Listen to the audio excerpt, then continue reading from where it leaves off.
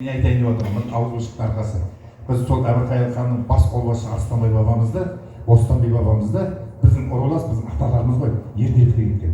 Соған барып біз кеше, кене ханымыз бар емес, сондай көктас қойып, айнала шарбақтап, сөйтіп келдік. Сонда осы інілерін жасыландар бізді күтіп алды. Ас бердік Айтегерден, темірбек жүргеніп өзіне қуанып кеттік. Ойында біздің ауылдың атамыз қойды. Бұл бір екіншіден Кенесары ханға кеше неғанда бүйтіп қарап отырамын, мен дөйтте бармын, 8 ай болды. Қарасам, Садық ініме көп адам тырнайды да жаңағы. Мен ішекті қайта мысалға нетіп жатыр да жаңағы қаршық дегенде. Ол неге? Ол 4 аталық тоқа көлек аспан қозғалды. Ояқта да айқай шу болып, бұл кісіні алып тастап, басқа біреуді салу керек болып. Біз артынан тыңдатып отырып, үндеген жоқпыз. Жастан есіңде ме? Жастан тоқтат. Сағадаған ғой қызлардан еліңізді жасынан қоя ғой. Айтыс қырым болады. Бәрін тыңдап отырмыз. Ол енді мен Садығымды мақтайын деп отқан Сәкен Буратқа шықты да мені өздерін қой сайлаған. 6-7 облыстың адамдар. Мен өзім болам деген жоқпын ғой. Онда алыңдар қайтып деп. Сонда бір ақсақалдар бар, атын айтпай қояйын. Сосын мен шыдамай барып айттым. Көбісі білмейді ғой енді. Бұл Садық дегеніміз 15 жыл облыс сотты басқарған. Облыс советінің депутаты. Ауыл партия жоқ, ана аяқтағы кісілер қарасың. Содан кейін Масыртта бір өлім Садықтың бүкіл историyaсын салып жүрген кезде құлады маған звондап, мынандай екен, мен сендер шыдасаңдаршы. Не болды сендер тартқылап жатсыңдар жан-жақтан деп. Сол сияқты мен айтайын деген жаңағы мен мінеге ауызбіршілік болсын, неге жаңағы Қайрат деген інімді мен бұл баланы жаңа көрдім. Қайрат Түргеш Кенесары ханға көктас қояйық деп. Құдайымызды беріп жатырмыз. Енді біз Қармақшыда бос балалар басы қосылмай жүрміз. Неге?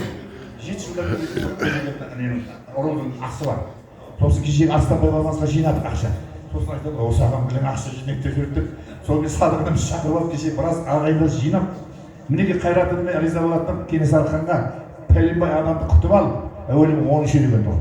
Сосын 20-сына деп басқа Атыраудан, Ақтаудан келіп Қайрат күтіп алып, қонақтым.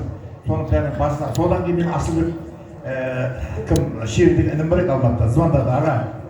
Мен ақша болса балама боламын. Содан кім бар, Майра келді ме қарындасым. Майра қарындасымды самолетпен Майра қарындас осындағы Сәрсенбай кешегіне өскен. Сол қарындасы самолетпен алдым, жырлатты ғой. Сонда бүкіл тоқа көлек аспан құлады ғой. Мән бозғылды мынандай қыздар бар екен ғой. Сол сияқты біздің Садығымызды көтерейік. Енді бір басшыға мың қошы дейді. Жаңа ағам сөйлегенде осы кісі не айтады, соны орындайық, тартпайық. Мысалға мен Қожегін деп отыр. Мен Қайратымды сайланып едім осы қозғылдың несіне. Енді өзі жас, өзі не, қалай қарайсыздар? Болды.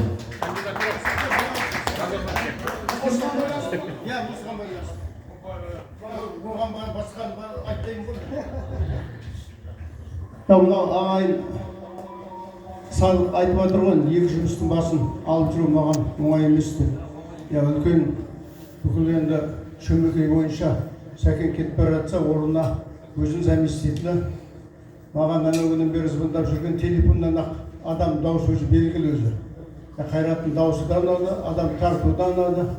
Бұл қоғамдық жұмыс жігіттер айлық бермейді ешкім бұған.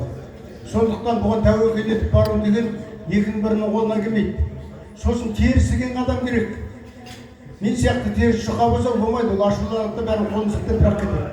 Сондықтан Қайрат бауырым, алға саған үлкен сәттілік тілейміз. Ал енді сәкесіз болса да бүкіл Шөмекейдің басшысы боласыз ғой. Сондықтан Шөмекей деп айтудың өзі қиын екен. Бұл кісіні айтады екен әлімдер. Бай Шөмекей дейді екен. Біз бер жағын айтып жүрміз. Бай Шөмекей дейді екен. Неге? Айтып жүрейін ба тарихын? Қысқа қылып айтып береміз. Бай Шөмекеймен әлімдерге қоныстас болған. Мынау жаңағы Самарқанға дейін барады. Мына жаққа Ырғызға дейін, Астраханға дейін барады ғой. Сол кездерде Бай Шөмекей атамыз, бабамыз мынау дариядан өтеді де әлімдердің ауылының жиегіне қона салады. Бір жерде ерлік жасаймыз дейді. Содан Шөмекей атамыз сыйлы екен өзі әлімдерге. Сыйлы, бірге қоныстас болып жүрген, бірге көрші болып жүрген, өзі ағайын туыс. Сондықтан Шөмекейге 40 адам жиналып әлімнен. Мына жерге іргемізде Шөмекей ағамыз келгенге сәлемдеп барайық депті. Көктемнің уақыты өзі келіп отырған беті. Сонан шөгін сапарлап кетті. кісілер келеді, атын байлайды, 40 адам аттан түсіп жатады, бәйбішесіне барып айтады, шөкең бір кісілер келіп жатыр дейді. Анау үлкен үйге жайғандар депті. Қазір мен барам артынан. Соның артынан келіп кіреді, 40 адам әлдер отыр екен. Сол келіп отырып, жаңағы қымызын несін келіп, ат көліктерін аман ба бәрін сұрап алғаннан кейін шөкең көрінбейді ғой деп. Шөкең сапарлап кетіп еді деп. Ой, онда болмайды, қайтамыз деп әлдер қозғалыпты. Сол жерде жаңағы әжеміз айтыпты, не қозғаласыңдар? Шөкең қазанды арқалап кеткен жоқ. Мен сендер келгендерін біліп, мен қазанға сыбағаларын салдыртып, жаңа келіп отқаным деп нағылады. Соны қайттан отырып, табақ тартылады, 40 адамға тамақ тартылады, тамақ тартса кіл жамбасы шұқыр дейді. Түйенің жамбасы, жылқының жамбасы, сиырыңды білмеймін, қойдың, ешкінің болса да бәрі жамбас, 40 жамбасы шұқырынан тартқан. Майлы кәдімгі. Сонда жаңа шешеміз айтқан екен. Ағайындар, ағаларың алла болса келеді, жол сапар шығып кеткен. Ертең біз былайырақ барып қонамыз. Қазір көктемде мал сирағы шығып тұрған кезде мал соймайды ешкім. Мынау қыста сендерге сақтап отқан сыбағаны қайындарым келеді деп. Сендер осыдан дәм татыңдар деп. Содан етті ішіп, қымызын ішіп шыққаннан кейін әлі үлкен айтты. Шөкеңнің Байшөмекей болып жүрген атағы мынау бәйбішесіне байланысты екен. Рахмет бәйбішесіне деп кеткен екен. Сондықтан Байшөмекей дегенде шоқса. Солай болса,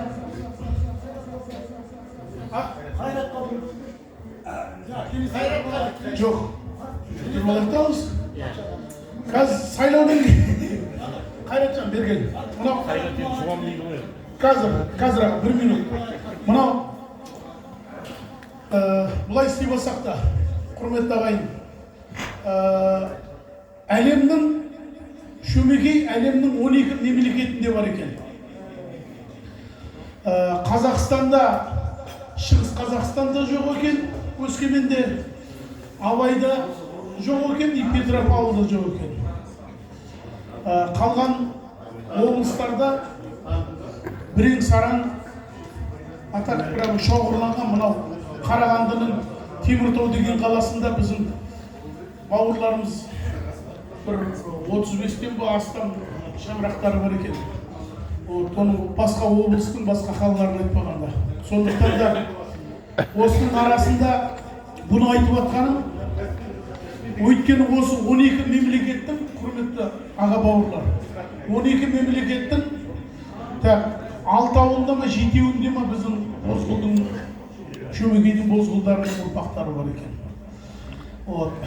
Мына Қазақстанның барлық жаңағы айтқан 3 облыстан басқа жердің бәрінде де Шөмекейлер бар, соның ішінде Бозғылдың ұрпақтары бар екен.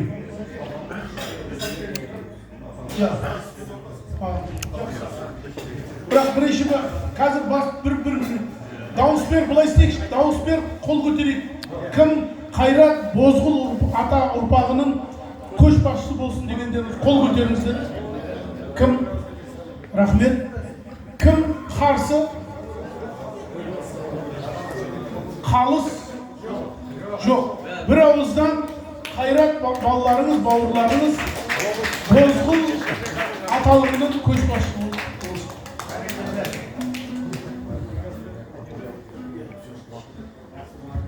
Енді мінекей Қайратқа жаңа Бозғыл атаның ұрпағының Қайратқа енді микрофонды енді беруге болады. Көбісі көреді да, танымайтындар. Сәке, анау бандит жіберді ме дейді, ешқандай бар. Анау нелер бір бұзықтығы бар, енді тәрбиелеп келе жатыр нормально. Ассалаумағалейкум.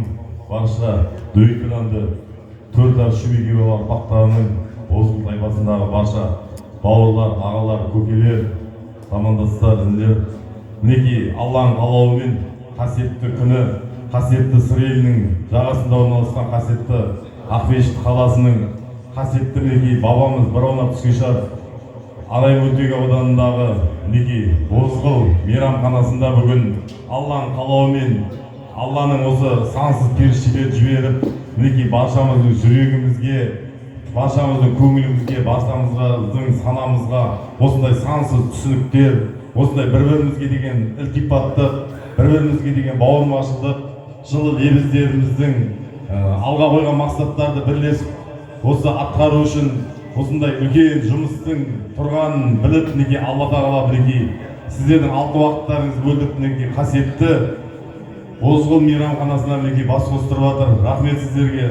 Мына осындай кең сарайға, кең зәулім сарайға осындай барша бауырлардың басын қосып, осындай үлкен іс-шараның ұйытқысы болып жүрген Дөй Тұранды Төрташ Шөмекей бабамыздың мінекей президенті Садық Мұстафа бауырымызға рахметімізді айтамыз.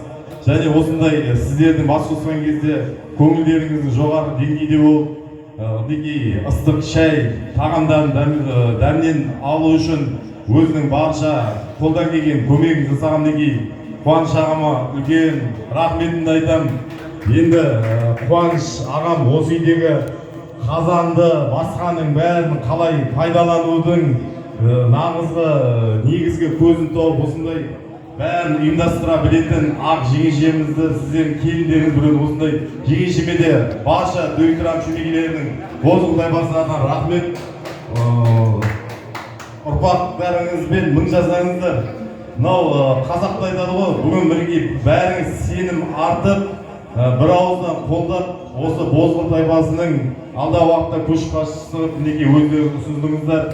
Енді жаңағыдай өмір болғаннан кейін бұндай үлкен осындай нені мойынға алғаннан кейін пенде болғасын шамалы кемшіліктер түсінбейтін немесе бір шамалы соқпақ жолдарда болады. Сол кездерде сіздердің демеушіліктеріңіз, сіздердің ақыл кеңестеріңіз, сіздердің осы алдағы істерге бірге бару үшін қандай жетістіктерге жетуіміз керек екенін сіздер ең бірінші халқым, бауырларым, кеңесшілерім деп өзім қабылдаймын. Мінекей Дөй Тұран Төрташ Шөмекей бабамыздың мінекей президенті Садық Мұстафа бауырымыздың көтерген байрағының астына бірге жиналайық. Мін сын айтқанша алдағы жұмыстарды бірлесіп мін сын болмайтындай соны айтайық. Егер сол айтылған жұмысты атқара алмасақ, ол кезде мін сын айтуларыңызға болады. Жоқ, ана тасада тұрып тас мін сын айтқаннан гөрі шын бір Шөмекей Бозғыл ұрпағы болатын болса, керісінше адам қадам басқан кезде аяғының астында не жатыр, шеге жатыр ма, тікен жатыр ма, ор жатыр ма, аяқты көтергеннен бастап айтайық, бауырым, ана жерде міне сенің басқан қадамың дұрыс, немесе астында ор бар, сен қазір құлауың мүмкін, ол ордан қайтып аман шықпауы мүмкін, не мерт болуы мүмкін деп, соны алдына да ескертейік. Құлап болғаннан кейін бауырмай, сен неге бүйтпедің, сөйтпедің, мінсің керек емес. Жаңа қазақта айтады ғой, серігінен түсіне білген адам бар. Мынаны батырды батыр екен деп, ешқашан жауға жалғыз жіберме дейді, демеу бол жанында дейді. Шешенді шешен екен деп, дауға жалғыз жіберме, қасында кеңесшісін бірге ертіп жүр дейді. Сол сияқты мінекей Дөй Тұранды Төрташ Шөмекей бабамыздың мінекей өздеріңіз сайлаған президенті төрағамыз деген отырған кезде мін сын айтпай бір байрақтың астына жиналайық, кеңесімізді, ойымызды айтайық. Алға қарай үлкен керімдей қаншама жұмыстар бар, қанша поэтапты істі жасайтын. Соның бәрін біздер куәсі бола келешек ұрпаққа осындай біздің бабаларымыз іс-шараны бастаған, осындай қадамдар жасаған, міне соның Аллаға шүкір нәтижесі деп 300 жыл, 500 жыл, кімде қандай ғұмыр бар екен білмейміз, күндердің күні бәріміз дүниеден өтеміз. Келешек өскелең ұрпаққа тарихи жәдігер ретінде ең бірінші біздің ынтымағымыз, бірлігіміз керек. Одан кейін бірлік бар жерде әрбір ізгі істердің нәтижесі болатынын сіздер тереңінен білесіздер, түсінесіздер. Сондықтан мен сіздермен тек қолдау, тек қана ынтымақ пен бірлік күтемін. Бір байрақтың астында байрағымызды кір шалдырмай, байрағымызды жығып алмай, жыртып алмай, тек қана алға қарай дөй, Аллаху акбар. Осы дастарханның иесі Қуаныш деген бауырымыз, Балқы бабамыздың, атамыздың ұрпағы келші ортаға. Осы қожайыны, өзі адвокат, бұл да заңды бір адамдай білетін, талайды қорғап жүрген азамат. Мұнда бір рахмет осы жерде. Бұлай өзі жақсы болып тұрды. Өткенде бірінші кездесуде ана дөйт деген жағдайға сол жерден бастағанбыз. Қазір Бозғылда. Отенде қалаға келгенде кездесу әңгіме болатын болса тек осы Бозғылда кездесейік. Осы бауырларымыздың жағдайы жақсарса, значит біздің де жағдайымыз жақсарады.